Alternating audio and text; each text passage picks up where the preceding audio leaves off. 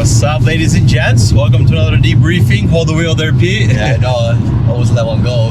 Back in the car this time. Yes, I'm loving this view right here, and it's been a pretty productive 3 shifts. Of course, learning is always dropping the gems, keeping that mentality of floating as it's always a new experience. And my first night, I went to an oncology floor, and I had an interesting case of a chemo reaction. The patient got his first dose of chemo for having leukemia, and he just had a bad reaction. He was shivering all night, had a bad episode of diarrhea all over when I came in after break, and at one point I had to give him some Demerol, which is a drug I never gave in my life because it's usually just in a PACU. So that helped him with the shivering, and yeah, it was just he was very unsteady. He actually ended up getting transferred to the DOU the next night, having a rapid for just being unstable, needed blood. But yeah, first chemo reaction. Yeah, I never had a chemo reaction. I already had a patient that was actively getting chemo. They got like a day before, because I've been on an oncology floor a couple times. It's actually not bad. It's super busy, dude. It's super busy. There are short nurses and stuff, but it's a rough life being a chemo nurse over here for sure. I'm trying to remember my 3 days.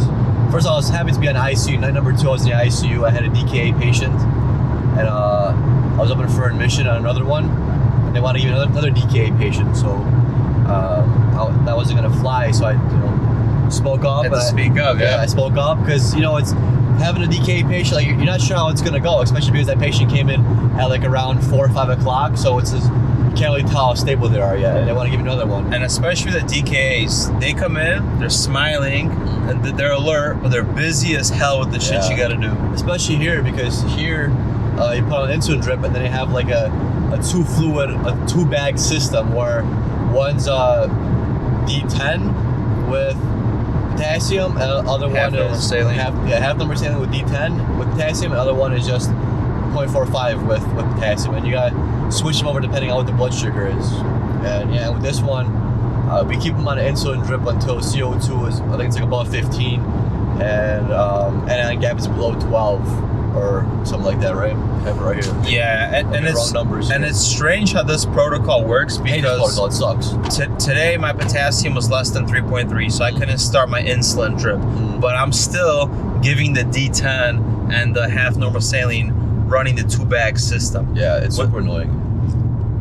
Yeah, it's completely different. Most places we work in, there's like a sliding scale or columns that you go through, right, and you're giving insulin no matter what the potassium is, and you're still replacing it.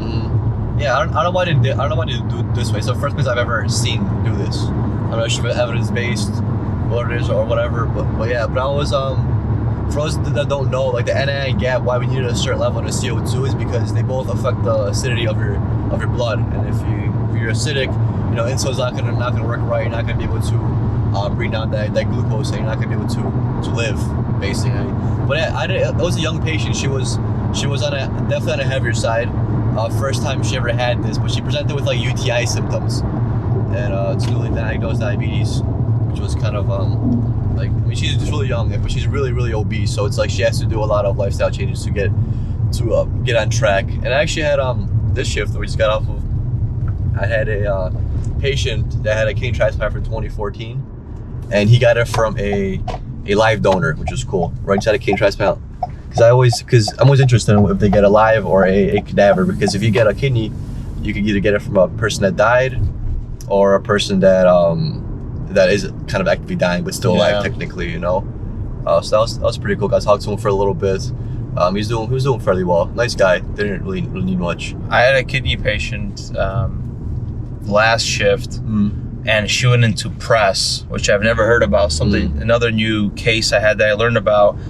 And press is posterior reversible encephalopathy syndrome. So she had lupus, which gave her a risk factor for having endothelial inflammation. She missed 2 rounds of dialysis, and basically you get encephalopathy from the buildup of pressure and hypertension. Interesting. And it's reversible encephalopathy, hence the name, but it's just a weird disease process that we still don't know how it unfolds. Yeah, but the 2 things is hypertension and usually dialysis patients have it. Yeah, I had an interesting stroke patient today that I was monitoring. She was stable. She was stable, but her speech was affected the most, and her cognition a little bit. She would get fixated on certain words. She would be like, "Hey," and she'd be like, "Hey, how, ho, hey," and she'd get fixated on these random words. You'd be like, "Hey, what month is it? Monday, Tuesday, Saturday, month." Like she would do that, but she was able to answer your questions. Salad. Yeah, but she was able to answer your question. But after she answers your questions, she like does this rambling stuff, and the repetitive words, and she was like silly too. She was like swearing and stuff. You know, it was a good time. Yeah. Definitely made me smile. And she told me she loved me at the end, and I was like, oh, for sure. Awesome. Yeah, nice lady. And that press patient I had, the next day I didn't get her because they preferred a female nurse, which I understand because she's younger. But what's the dilemma with nursing? It's not depending on sex. And maybe you guys can answer why is there still that dilemma where this happened multiple times in my contract here, where there's this not wanting of the male nurse. We could be nurturing too. Yeah, happened to me one time in ICU too, where like the lady peed and I needed to change out her Purewick, but she wanted a female to change out her Purewick. But it was weird because I changed her gown. And it was fine. Yeah. And I got up to the bathroom and I took the Purewick off under her. Yeah, there's just something about the male presence that no matter what happens, even if the grandma's completely confused, you walk into the room and she knows she's naked and she has to get covered up, or she feels awkward. There's just something about that where that just resonates with everybody, and that's why they feel this discomfort. I don't know why.